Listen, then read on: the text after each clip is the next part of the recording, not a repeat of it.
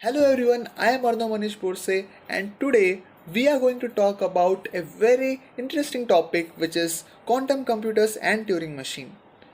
So today our contents are going to be quantum computers, qubit, classical bits versus qubits, Schrodinger's cat, quantum superposition and entanglement, applications which is very important you see, then Turing machine which is one of the most important topic which we are going to discuss today. Then we'll talk about Alan Turing. He's a very interesting person. Then Turing test and after that Turing complete. Our first topic is quantum computers. So guys, what are quantum computers? So basically, where the laws of physics meet the cutting edge of computer science, there quantum computers are established. Now let's talk about IBM. IBM has achieved actual quantum supremacy. IBM provides expertise, framework, and toolkits to create a roadmap for adoption of AI analytics and machine learning at scale and to also reinvent businesses processes with intelligent workflows. These all things are built on Microsoft Azure. Now, IIT Bombay is collaborating with IBM for many projects which are related to quantum computers. So yeah, it's very interesting. Now the topic comes the difference between quantum computer and normal classical computers. So guys, what do you think? What is the difference between them? So basically, classical computers operate on bits. These classical computers can take only values of 0 or 1. But quantum computers operate on qubits, which can take values of 0, 1 or both. Yes, you can see the diagram which actually tells you more about this concept. Let's talk more about quantum computers. So quantum computers actually exploits quantum mechanical phenomena and exhibits both wave nature and particle nature. That's interesting. Okay, so now I think you are thinking about Schrodinger, right? Schrodinger was the person who talked many times about wave nature and particle nature. He will be spoken about shortly. Now let's discuss the difference between classical bit and qubits. So let's say that we have n bits. So the power number of states you can handle with a classical bit is given by the formula 2n, 2 into n. And similarly, the power number of states you can handle with a quantum computer is by a qubit, right? By a qubit is 2 power n. That is exponential, right? So the thing is when n is 2, so that time for classical bits the value comes out as 4, and the same thing is what we get from qubits as well. We get 4. But as the n value increases, the difference becomes huge. You can see from the image given. When the n value is 5, the qubit value is 32. Whereas in the classical bits, the value when n is 5 is 10. That's a difference. And when 2 power 100 comes, that is when n is 100, you can see the values, right? So that's what makes the difference, and that's how quantum computers have a very big power which makes them better than normal classical computers. Now we'll discuss about Schrodinger. Schrodinger proposed an idea where basically a box would be there, and in a box a cat and a poison bottle will be put. So in this the cat can be both alive and dead at the same time. Isn't it? Yeah, it is. Unless we open the box, we can't say for sure which state the cat is in, right? That's what Schrodinger's cat talks about. So now we'll use the same concept in the upcoming topics, which are superposition and entanglement. So basically, in superposition, there are two cats. First cat is put in one box and the second cat is put in another box. Now, for being alive or dead, there are four possibilities. First case is that when in the first box and in the second box the cat are alive. In the second case, both cats are dead. In the third case, first cat is alive and second cat is dead. In the fourth case, what happens is in the first box the cat is dead and in the second box it is alive. So the probability becomes 25% for being alive or dead. Now the concept of entanglement comes. In this case, both the boxes are interconnected. The interconnection means that if the cat in the first box is alive, then the cat in the second box should be dead, and vice versa. So now in this case, tell me how much probability is there. Yes, you are correct. The probability is 50%. So that's what entanglement means. Now let's move forward to our next topic. Which are the applications? Yes, these are very important. Please see the video. In this video, you will be able to see the difference between the work of classical bit and qubit. Yeah. So what is the difference between this? This is actually a maze.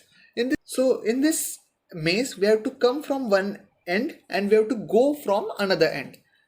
For finding the ends in classical bit, it took a whole lot of time. But in qubits, it took almost 50% of time. That's what makes the difference. Now we will talk about the second application, which is forecasting weather. Yes, you are right. For analyzing weather conditions by classical computers, it will take a whole lot of time. But if we use quantum computers, it will take less time and our answers will be more appropriate. The second application is cybersecurity. Yeah, cybersecurity. Although companies are establishing necessary security frameworks in their organizations, the process becomes impractical for classical computers. We have to use quantum computers for cybersecurity, for hashing and password security operations. So now a very important topic comes into the picture, which is Turing machine. So what is Turing machine? It is simple but yet revolutionary concept that laid the foundation for modern computing as we know it today. We'll discuss about this even further. So now comes a very influential personality, which is Alan Turing. Alan Turing was a very influential person, and his influence in the development of theoretical computer science provided the formalization of the Turing machine, and because of which his name was joined with the machine's name. He is known as the father of artificial intelligence as well. So the story is that when the World War II was happening, at that time, this person, Alan Turing, made the machine named Enigma. This machine, this machine was used by the Allied powers to decode the code sent by the Germans to their armies. This was one of the reasons of the victory of the Allied powers. From then, Alan Turing became very famous. Let's talk about his works and his paper. So Alan Turing in 1950 wrote a paper, Imitation Game, which was all about the Turing machine and Enigma. This questioned us that whether the machines can think. In his paper, the Imitation Game, there was a test which is Turing test. This test was helpful in telling us whether the machine is intelligent or not. So in this game, there are three players. Player A, Player B and Player C. Player A is computer. Player B is human responder and player C is interrogator. Each one is assigned a separate room. Now the interrogator can ask as many questions as he wants to, and after the interview he has to tell whether player A or B is a human or not. If his answers are accurate, that is, if the computer is identified as a computer and if a human responder is identified as a human responder, then it means that the machine is not intelligent. That is, the test becomes failed. But if it is not so, then our Turing test is fine, our Turing test is passed, and that means that the machine is very intelligent. Yeah, I know that this test is not that much sufficient to prove that the machine is intelligent or not. But yes, it is the starting. Now we'll talk more about Turing machine. Actually, Turing machine looks like this.